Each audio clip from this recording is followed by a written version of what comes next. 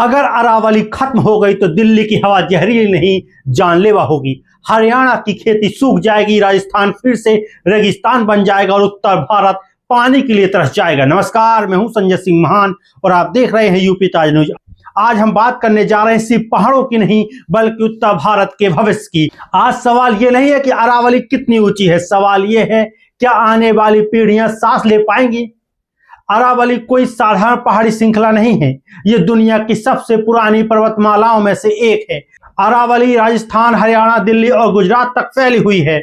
थार मरुस्थल की रेत, लू और धूल भरी आंधियों को दिल्ली, एनसीआर और पश्चिम यूपी और हरियाणा तक पहुंचने से रोकती है। यही अरावली भूजल को रिचार्ज करती है, यही अरावली जंगलों, वन्यजीवों और जैव विविधता की ढाल है और यही अरावली दिल्ली, एनसीआर के लिए फेफड़ों का काम करती है। जिस दिन अरावली कमजोर हुई उसी दिन दिल्ली गैस चैम्बर बन जाएगी। अरावली को लेकर सुप्रीम कोर्ट ऑफ इंडिया में सरकार ने जवाब दाखिल किया है। सरकार का कहना है कि स्थानीय भू स्तर से 100 मीटर या उससे अधिक ऊंचाई वाली पहाड़ियों को अरावली मानी जाए। 100 मीटर से कम ऊंचाई, चाहे वो 99 मीटर ही क्यों ना हो, टीले, छोटी पहाड़ियां और गैपिंग एरिया अरावली का हिस्सा नहीं होंगे। सरकार का तर्क है कि यह परिभाषा वैज्ञानिक है और इससे विकास और संरक्षण का संतुलन बनेगा। लेकिन सवाल यह है, क्या पर्यावरण सिर्फ मीटर से मापा जा सकता है? फॉरेस्ट सर्वे ऑफ इंडिया ने देश भर में करीब 10,000 पहाड़ियों को अरावली का हिस्सा माना है। एफएसआई का कहना है कि इन इलाकों में खनन रोका जाए। राजस्थान सरकार ने कहा कि अगर ऐसा हुआ तो पूरा खनन उद्योग बंद हो जाएगा। मामला पहुंचा सुप्रीम कोर्ट। कोर्ट ने कहा पुराने खनन कार्य जारी रह सकते हैं लेकिन उन्हें फिर से अनुमति लेनी होगी और साबित करना होगा कि वे पर्यावरण नियमों का उल्लंघन नहीं करते। कागजों में नियम, जमीन पर मशीनें और यही असली खेल। ताजा जानकारी के अनुसार करीब 8,000 जगहों पर फिर से खनन की अनुमति मिल चुकी है। सुप्रीम कोर्ट की कमेटी को नई रिपोर्ट और नियम बनाने में 2 साल तक का समय लग सकता है, यानी 2 साल तक अरावली पर खनन चलता रहेगा। अब बात करते हैं कि नई भाषा खतरनाक क्यों है। अब सबसे गंभीर सवाल है खनन माफिया। 100 मीटर से ऊंचाई पहाड़ियों को 60 या 80 मीटर दिखा देंगे। इसके लिए अल्टीमीटर जैसे उपकरणों का इस्तेमाल होता है, जबकि सरकार खुद मान चुकी है कि पहाड़ों की ऊंचाई अल्टीमीटर से नहीं मापी जा सकती। जब नापने का पैमाना ही गलत हो तो फैसला कैसे सही होंगे?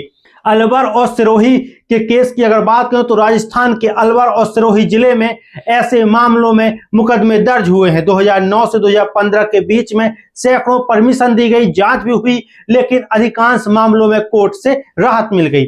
आज अकेले राजस्थान में 100 से ज्यादा ऐसे खनन स्थल हैं जहां स्थानीय लोग कहते हैं कि पहाड़ी 100 मीटर से ज्यादा है, लेकिन कागजों में 60 से 80 मीटर दिखाकर खनन कराया जा रहा है। सोशल मीडिया से लेकर सड़कों तक हैशटैग सेव अरावली की गूंज है। पर्यावरण विशेषज्ञ, सामाजिक कार्यकर्ता और आम लोग सरकार की नीति पर सवाल उठा रहे हैं।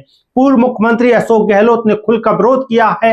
उन्होंने कहा कि अरावली को सिर्फ ऊंचाई से नहीं उसके पर्यावरण महत्व से देखा जाना चाहिए। अरावली उत्तर भारत की प्राकृतिक सुरक्षा दीवार है। अगर छोटी पहाड़ियों और गैपिंग एरिया को खनन के लिए खोल दिया गया तो मरुस्थलीकरण बढ़ेगा, तापमान खतरनाक स्तर तक जाएगा, प्रदूषण जानलेवा हो जाएगा। अरावली टूटी तो गर्मी, धूल और जहर सीधे हमारे घरों में घुसेंगे। पानी का संकट सबसे बड़ा खतरा है। अरावली की चट्टानें बारिश के पानी को रोकती हैं और धीरे धीरे भूजल को रिचार्ज करती हैं। अगर पहाड़ कटे, पानी बहकर चला जाएगा, कुएं सूखेंगे, हैंडपंप जवाब दे देंगे, शहरों में पानी के लिए हाहाकार मच जाएगी। अरावली में तेंदुआ, सियार, नीलगाय, सैकड़ों पक्षी प्रजातियां और दुर्लभ वनस्पति पाए जाते हैं। खनन का मतलब है जंगल खत्म, जानवरों का विस्थापन, मानव वन्य जीव संघर्ष, पूरी पारिस्थितिकी का संतुलन बिगड़ना। अब बात करते हैं कि अगर अरावली खत्म हुई तो क्या होगा। दिल्ली एनसीआर में PM 2.5 और PM 10 खतरनाक स्तर को पार कर जाएंगे, जो अभी भी बहुत ज्यादा खतरा दिखाई दे रहा है। हरियाणा और पश्चिम उत्तर प्रदेश में खेती प्रभावित होगी। राजस्थान में रेगिस्तान तेजी से फैलेगा। तापमान 2 से 3 डिग्री तक बढ़ सकता है। जल संकट राष्ट्रीय आपदा बन जाएगी। ये लड़ाई पहाड़ों की नहीं है, ये लड़ाई हमारे बच्चों की, सांसों की है। आज जरूरत है पारदर्शी नीति की, ईमानदार मापदंडों की और सबसे जरूरी है राजनीति से ऊपर पर्यावरण को रखने की। अगर आज हमने अरावली को नहीं बचाया तो कल कोई अदालत, कोई सरकार और कोई अभियान हमें नहीं बचा पाएगा।